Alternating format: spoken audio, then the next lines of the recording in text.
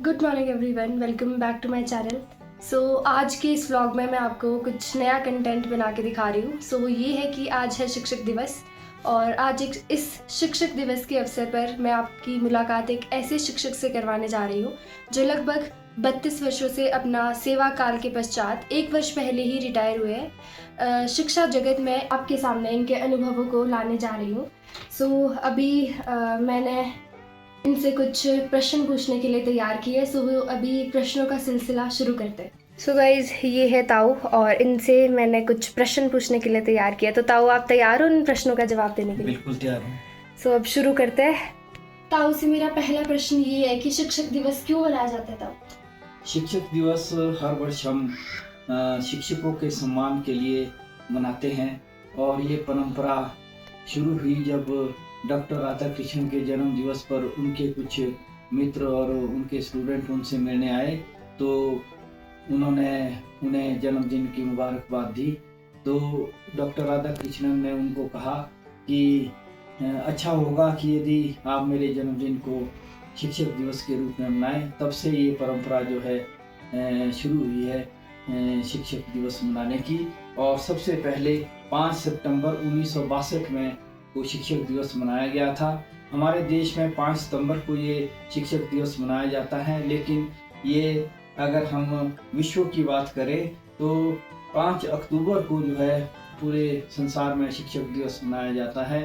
तो इस दिन शिक्षकों के जो उन्होंने काम किया है और उनका जो योगदान है देश और विश्व के प्रति, उसको जो है याद किया जाता है। इस पहले प्रश्न का उत्तर तो ताऊ ने बहुत अच्छे से एक्सप्लेन किया। आई होप आप सबको भी समझ आ गया होगा। तो दूसरा प्रश्न ये है कि सही मायने में शिक्षक क्या होता है? हाँ, शिक्षक के अगर हम परिभाषा देखें कि शिक्षक कौन होता है, तो जो हमें सही रास्ता दिखाए वही शिक्षक होता है। वो आपके माता पिता भी हो सकती है। सबसे पहली जो शिक्षक होती है वो हमारी माँ होती है, जो बच्चे को सही रास्ते पर ले जाती है, बच्चे का लालन पोषण करती है, उसको चलना सिखाती है, उसको जो है पूरे संस्कार सिखाती है। और धीरे धीरे जैसे जैसे हम बड़े होते हैं वैसे वैसे हमारे जीवन में कई शिक्षक जो है हमें समय समय पर मिलते हैं, चाहे वो स्कूल में पढ़ाने वाले शिक्षक हो, चाहे वो हमारे समाज में जो हमसे उम्र में बड़े लोग हैं वो भी हमें जो है सही रास्ता दिखाते हैं, कुछ ना कुछ हमें सिखाते हैं। और जब हमें रोज़गार लेने की बात होती है उस वक्त हमें जो रोज़गार के लिए जो है हमें कुछ हुनर सिखाते हैं, वो भी हमारे शिक्षक होते हैं, गुरु होते हैं। ताऊ ने मुझे दोनों प्रश्नों के उत्तर बहुत अच्छे से एक्सप्लेन कर दिया। और अब मेरा तीसरा प्रश्न ताऊ से ये है कि जो शिक्षक है उसमें सही मायने में क्या गुण होने चाहिए? मतलब कौन कौन से गुण शिक्षक में देखे जाते हैं, क्या होनी चाहिए? हाँ, शिक्षक में कौन से गुण होने चाहिए, यानी शिक्षक की क्वालिटीज़ क्या होनी चाहिए। अच्छा शिक्षक वही है जो अपनी बात बच्चों तक जो है अच्छे से पहुंचा सके। यदि शिक्षक अपने आप में परिपूर्ण है, उसको पूरा ज्ञान है, वो अपने में विद्वान है, लेकिन वो अच्छा शिक्षक तभी माना जाएगा जब उसकी बात बच्चों तक पहुंच पाएगी और बच्चे जो है उस चीज़ को ग्रहण कर सकेंगे। तो एक शिक्षक में ये क्वालिटी होनी चाहिए कि वो अपने बच्चों को जो है अपनी बात पहुंचा सके। उसके लिए उसको कौन से मेथड अप्लाई करने हैं, कौन सा उसको जो है ट्रिक्स अप्लाई करने हैं, वो उसने देखना है। बच्चों को खेल खेल में जो है सिखाया जाना चाहिए और उसके अलावा बच्चों को लगना नहीं चाहिए कि हम जो है कुछ पढ़ रहे हैं। उनको जो है एक इस तरह से ऐसा मेथड खोजना पड़ता है टीचर को कि वो हंसी हंसी में ही जो है बच्चे जो है सारा लेसन याद कर लें, उनको जो है सब कुछ समझ आ जाए। वही अच्छा शिक्षक है, मैं समझता हूँ। अगर वो अच्छा शिक्षक बनना चाहता है तो उसके अंदर जो है ये गुण होने ज़रूरी है। एवरीवन, ताऊ से मेरा नेक्स्ट क्वेश्चन ये है कि सही मायने में शिक्षा कैसी होनी चाहिए? सही मायनों में अगर देखा जाए कि शिक्षा कैसी होनी चाहिए तो शिक्षा ऐसी होनी चाहिए जो बच्चों को अच्छी लगे। मतलब बच्चों की रुचि के अनुसार शिक्षा होनी चाहिए। यदि हम उनको कोई सब्जेक्ट पढ़ा रहे हैं और उसमें उनकी रुचि नहीं है तो उसको वो नहीं समझ पाएंगे। इसलिए बच्चों के जो सब्जेक्ट है वो उनकी रुचि के अनुसार होने चाहिए, और जिस विषय में उस बच्चे की जो है रुचि है उस विषय में ही उसको जो है पढ़ाया जाना चाहिए, उसी फील्ड में उसको आगे ले जाया जाना चाहिए। नहीं तो अगर किसी की साइंस में रुचि नहीं है तो अगर उसको जबरदस्ती साइंस पढ़ाई जा रही है तो उसकी समझ में वो बात नहीं आएगी। सो गाइस, जैसा कि आपने सुना कि ताऊ ने बताया कि जिस तरफ को बच्चे की रुचि होती है उसी तरफ बच्चा जाएगा। मतलब अगर हमारी रुचि साइंस में नहीं है तो हम लोग उसे नहीं पढ़ सकते। मतलब अगर किसी चीज़ को हमारे ऊपर थोपा जाए तो हम उसको नहीं पढ़ सकते। और अभी मैं आप ताऊ से नेक्स्ट क्वेश्चन पूछती हूँ। सो गाइस, ताऊ से नेक्स्ट प्रश्न मेरा ये है कि माता पिता की बच्चों के प्रति क्या भूमिका होनी चाहिए? माता पिता की बच्चों के प्रति एक जिम्मेदार माँ बाप की भूमिका होनी चाहिए।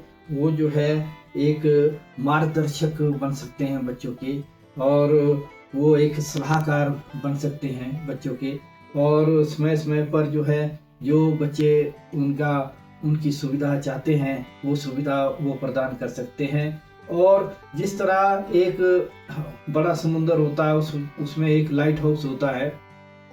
लाइट हाउस जो है वो इसलिए होता है कि जहाज़ों पर जो है निगरानी रखी जा सके, वहाँ उनको देखा जा सके। उसी तरह माँ बाप का भी ये फर्ज है कि वो लाइट हाउस की भूमिका में जो है रह सकते हैं। बच्चों को अनावश्यक जो है उन्हें टोकने की ज़रूरत नहीं है, लेकिन वो एक मार्गदर्शक के रूप में उनको जो है समय समय पर गाइड कर सकते हैं, और जहाँ उनको ज़रूरत है कुछ बताने की वहाँ बता सकते हैं, और एक वॉचमैन की तरह जो है उन पर निगरानी रख सकते हैं ताकि बच्चे जो है सही दिशा में आगे जाए, वो कोई ऐसी दिशा ना पकड़े जो उनके लिए आगे जाकर घातक हो सकती है। तो अब मैं अपने अंतिम प्रश्न की तरफ आती हूँ, जो है कि जब आप अध्यापक थे तो आपने बच्चों का विश्लेषण किस तरह से किया? हाँ, कि बच्चे जो है स्कूल में कम, लेकिन वो अपने जो साथी है उनके पीयर ग्रुप है उससे वो ज़्यादा सीखते हैं, हर बात उनसे पूछते हैं, क्योंकि ये स्वाभाविक ही है कि आदमी अपनी उम्र के लोगों से ज़्यादा जानकारी हासिल करता है और उनसे ही ज़्यादा कुछ सीखता है वो। तो वैसे स्कूल में भी बच्चा सीखता है, लेकिन अपने पीयर ग्रुप और समाज के लोगों से वो ज़्यादा सीखता है, क्योंकि स्कूल में तो वो कुछ घंटों के लिए रहता है और वो सुबह से लेकर शाम तक जो है अपने परिवार और अपने समाज से जुड़ा रहता है। समाज में क्या क्या हो रहा है, क्या क्या गतिविधि हो रही है, उसकी छाप जो है बच्चे पर जो है बहुत अधिक पड़ती है, और बच्चा इन्हीं चीज़ों को जो है देखता है, सीखता है और आगे चलकर जो है उन्हीं बातों को जो है ग्रहण भी करता है। लेकिन मेरी एक अपील है अभिभावकों से और माता पिता से कि उनको जो है, जैसे कई लोग जो है नशे वगैरह करते हैं या कुछ इस तरह की गतिविधियों में लिप्त रहते हैं, तो उनको जो है बच्चों के सामने जो है इस तरह की जो गतिविधियां हैं वो नहीं करनी चाहिए जिनका बच्चों पर जो है बैड इफेक्ट पड़े। क्योंकि बच्चे जो है वो बाल मन होता है, वो जो है एकदम से देखते हैं कि भाई ये आदमी जो है उसने जो है कोई नशा किया हुआ है और हम भी जो है ऐसा करेंगे, उससे जो है बच्चों पर एक बुरा असर पड़ता है। तो जो ये उम्र में बड़े लोग हैं उनको, समाज के जो लोग हैं उनको जो है ख्याल रखना चाहिए कि हमें अगर अपने बच्चों को बचाना है तो कम से कम उनके सामने जो है हम इस तरह की कोई बात ना करें। और बच्चे जो है वो सीखते रहते हैं, वो बचपन में जो उन्होंने कुछ सीखा है वो सारी उम्र वो भूल नहीं पाते हैं। उनका जो ये छोटी उम्र में जो कुछ वो ग्रहण कर लेते हैं वो तमाम उनके मस्तिष्क में वो पूरी उम्र तक उसकी छाप रहती है, ऐसा जो है मैंने पाया है। शिक्षक दिवस के अवसर पर जो ताऊ ने मुझे बातें बताई वो सुन के मुझे बहुत अच्छा लगा। आई होप आप सबको ये वीडियो पसंद आई हो। अभी के लिए मैं इस व्लॉग को भी यहीं पे खत्म करती हूँ। अगर आपको मेरी वीडियो पसंद आई हो तो प्लीज़ लाइक करें, शेयर करें एंड मेरे चैनल को सब्सक्राइब करें। Bye bye.